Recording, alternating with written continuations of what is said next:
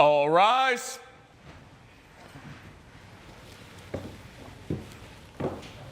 Court is now in session. The Honorable Judge Lauren Lake presiding. You may be seated. Thank you, Sean. Good day, everyone. Good day. This is the case of Moore versus Johnson. Ms. Moore, you are suing Ms. Johnson for $1,800. You say she was negligent when she microbladed your eyebrows. Is that correct? Yes, that is correct. Explain to the court what happened. So I met Hannah and we became friends, and I told her that she had beautiful eyebrows, and I wanted beautiful eyebrows too. If you don't mind, Your Honor, can I show you a picture of my eyebrows before? So they were very thin, blonde eyebrows, and I wanted them to be a little bit more thicker and a little bit more dark. So Hannah told me she was a microblading artist and that she could help me with this. And I told her that I wanted them to look similar to like Brooke Shields or... Now, here we are at the heart of this case. The plaintiff Lena says her eyebrows were thin and blonde, and she wanted them thicker and darker, like Brooke Shields. Sounds like a simple beauty request, right? But here is the twist. She did not take the professional advice that was offered to her. This is why it is crucial to listen to experts, especially when it comes to beauty. You cannot just get angry after you have made the decision yourself. Well, it's interesting you say that, because when you were standing up here and I looked at your eyebrows, it was the first thing I thought, like, oh, she has eyebrows like Brooke Shields. I was literally thinking that before you said that. These are even bigger. They're like... So listen, I want to go to Ms. Johnson, because I want you to explain the process you go through. How do you go to determine what type of eyebrow you should draw, or however they call it, tattoo, for a person? How do you go about deciding that? Thank you. Your Honor, first and foremost, as Ms. Moore has already established, she and I are friends first.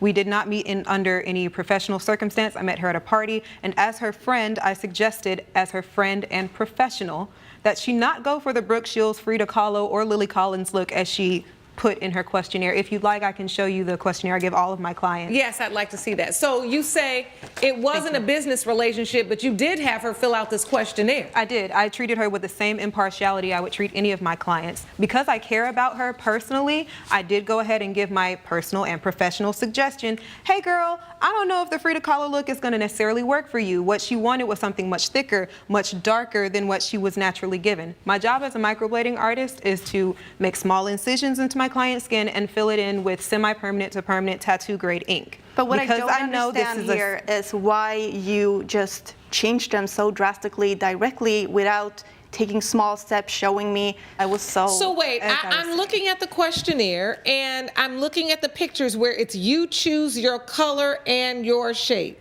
And what she chose, if you like, I can show you the rest of the questionnaire. What she chose was something much thicker. Dark color. The bottom dark. I see that. Along with the chart where it shows the thickest block that you can get in terms of shape. What I suggested as her friend and as a professional esthetician was the top brow shape and tint that you see there. Something light, something a bit more thin, but still something more than what she was given naturally. All right, let us get into the professional side of things. Hannah, as a microblading artist, is explaining her process.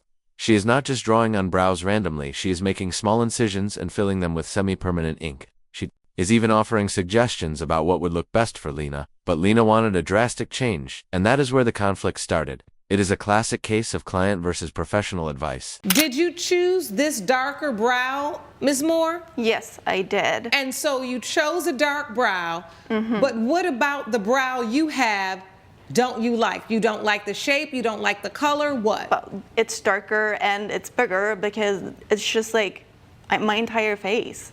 When I walk around in the streets, people are just staring at me, laughing at me, and I work as a hostess at a restaurant and they barely call me anymore because... For your eyebrows? Of how I look. First of all, you don't look that bad. I will say that. It may not be what you want, but you are not, you know, looking like some freak. I feel like one. Well, I can see you're very upset.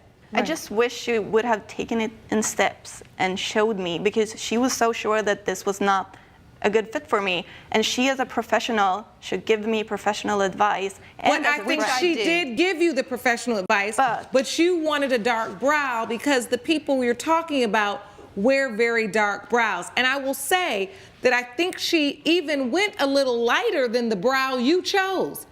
And did. Because they're way bigger. Coming up, she wants eyebrows to stand out. Very bushy shape. But these are so Extra bushy. large. What you're describing is what you have. No, these are way bigger than what I described. and later. I told him all of the terrible experiences that I've had with dating apps. And he said, don't worry about that. This is a matchmaking service. I do all the screening for you. Not a single date was good. Wow, things just took an emotional turn. Lena feels like she has been judged, stared at, and laughed at because of her new look. This highlights an important aspect of beauty and self-esteem. When we change something drastic about our appearance, it is not just about how we look, it is about how we feel. But let us not forget, Lena chose this. This was not some secret plot to make her look different. We're back with the case of Lena Jackson Moore, who brought Hannah Johnson to court over a microblading procedure. The minute she saw what she looked like, she ran out of my salon. If you'd like, because I was devastated show about you the the result. invoice where she did not pay me for any of my I'd like to services. see the invoice, please. Thank But you. I still think that she should have taken it into steps, even though if I wanted it a certain way, she wouldn't even show this to the world because she is even embarrassed Your Honor, about would you like the to see result. the rest of the questionnaire wherein my suggestions are clearly printed? Yes. They were all met with offense, and they were all disregarded. As her friend and as a professional, I let her know what I thought would look good on her and what would be more of a better fit. So you say, I recommend medium and just slightly darker. But caterpillar What eyebrows shape, was not what I shape asked and for. size do you want? Very bushy shape. But these are so Extra bushy. large. What you're describing is what you have. No, these are way my bigger than what I described. And as a professional, you didn't take it into steps. And then Okay, what are the steps? What steps could you take it in? There aren't any. Because I know this is a financial commitment as well as an aesthetic choice, I make sure I go through this questionnaire. I make sure I establish this is going to be a painful process. It's tattooing. I'm using a needle, I'm using ink. Tattoo artists Your don't Honor. stop in between and ask, does this color work for you?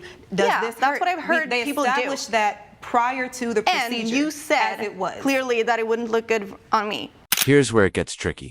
Lena is suing for $1,800, claiming she wants the eyebrows removed permanently. But here's the kicker. It was Lena's choice to go dark. It was Lena's choice to make this drastic change. And now she is blaming Hannah for the consequences. That is tough. Sometimes, when we make decisions in the beauty world, we cannot always go back and undo them without consequences. And you insisted. And why didn't you stop saying like, this is what would look good at you? Instead, you just kept Ms. going. Moore, that's what the questionnaire is. And you're so upset right now. Like, it's Yeah, because not. it's such an emotional trauma for me.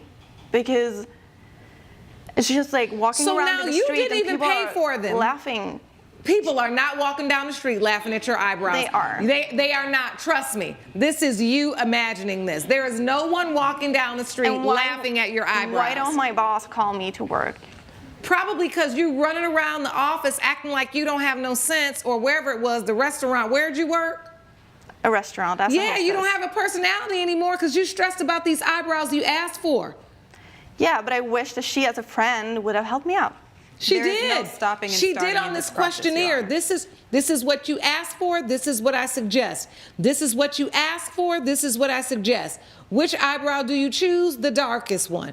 You put it on. Now you don't like it. I realize you are upset that you don't like it, but I don't know why you're upset with Ms. Johnson instead of with yourself, because you did not listen to the professional. Now let me ask you this: you didn't pay. So you're suing for $1,800. What's that for? Because I want these to get rid of these. I want a permanent tattoo removal. Let us break this down legally. Lena claims she wants $1,800 for the tattoo removal, but the court is questioning if the $1,800 is justified. The judge is asking, was the service performed professionally?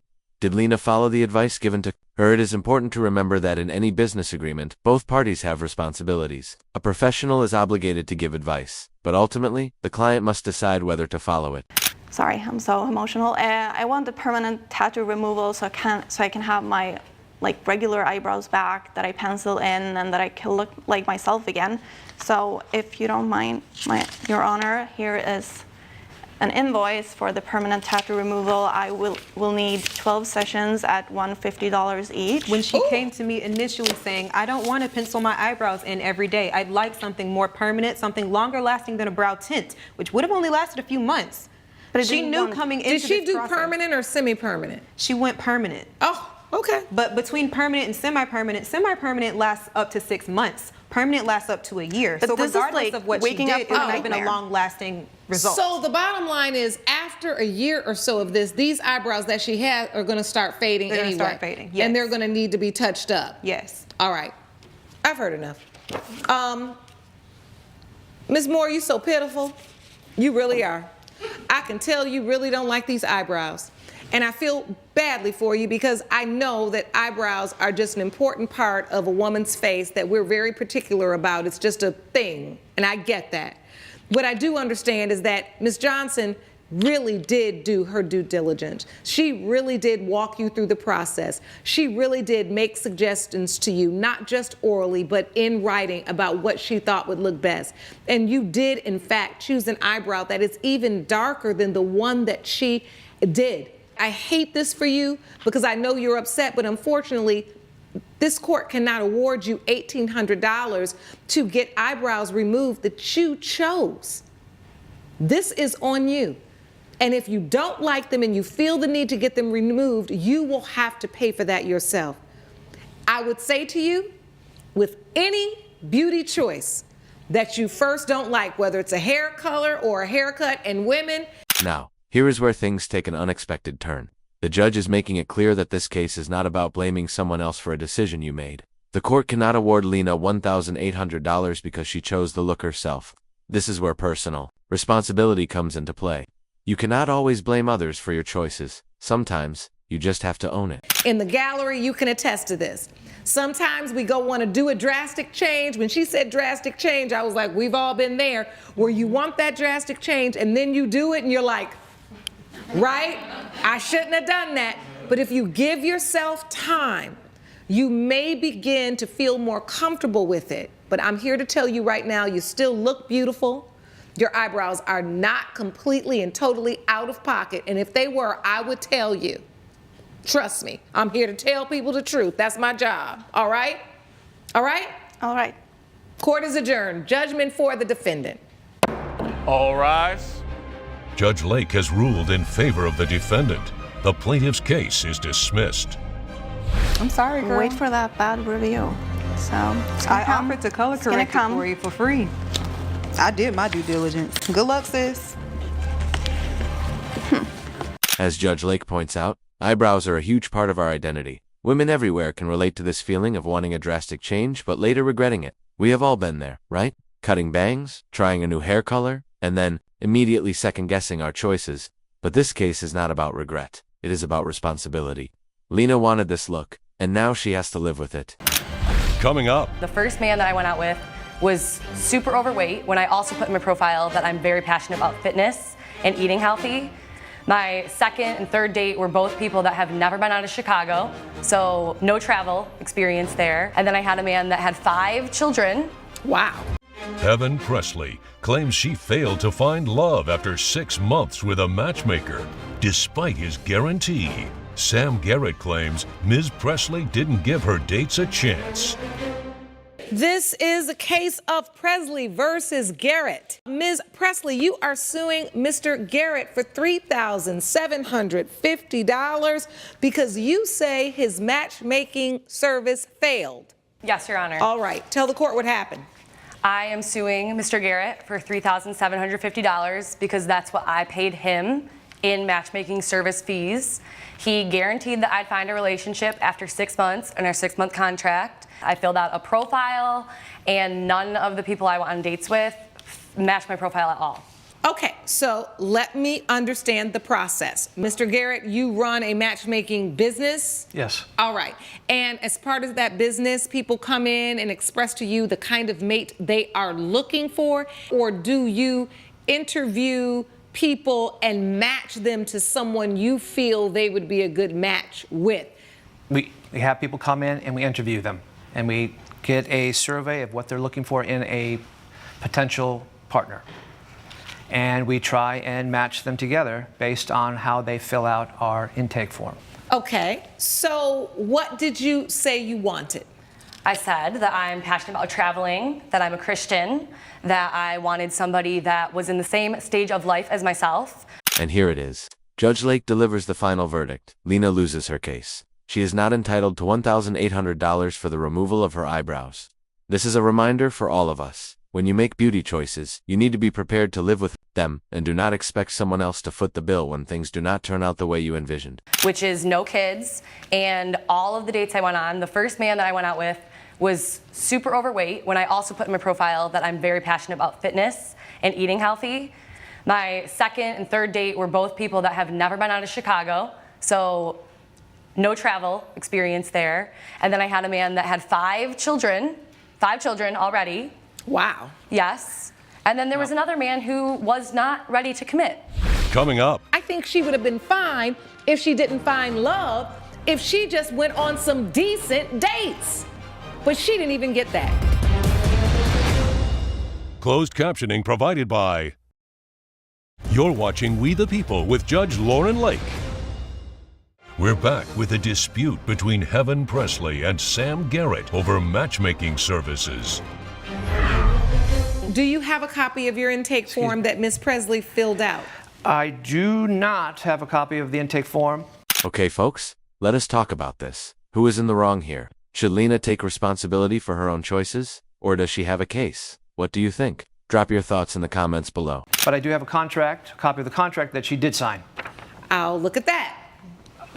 And on my profile form, I put completely different thing than any of the dates that I went on.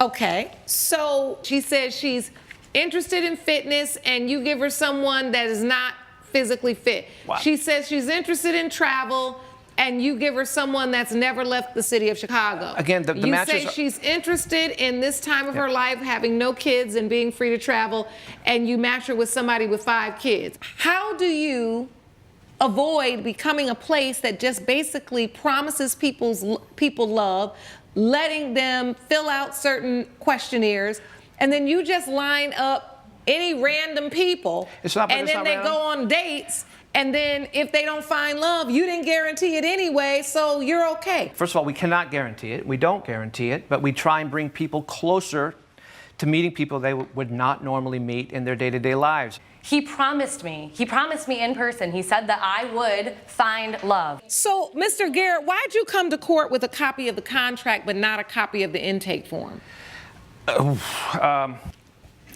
Oversight. Did you come to court with evidence of the people you matched her with, like these people she says she went out with? Do you have evidence of those people? I don't have the evidence, although I do, of them directly. I did talk with them. All right, I've heard enough. It is clear to me, when you, and that's why I wanted to make it clear, are you a service that matches based upon criteria? Or are you a service that matches upon like you believing why these certain people are good matches for her? Judge Lake's verdict when We the People returns. If you found this case as shocking as we did, make sure to hit that like button, share your thoughts in the comments, and do not forget to subscribe for more jaw-dropping courtroom breakdowns. You will not want to miss our next case. I was giving you time to testify, Mr. Garrett, so I could get a better understanding about the process and whether or not a person coming into your business should expect to leave with people who match what she wants for herself or what she really hasn't thought about wanting for herself. You could not make that clear. And it seems very clear to me that Ms. Presley was clear about what she wanted. It has been determined by this court, judgment for the plaintiff for $3,750, because I do not believe you got what you were bargained for in this contract. And Mr. Garrett, in the future, when you are matching, you have to make sure that you are specific about what your service is. I think she would have been fine if she didn't find love, if she just went on some decent dates.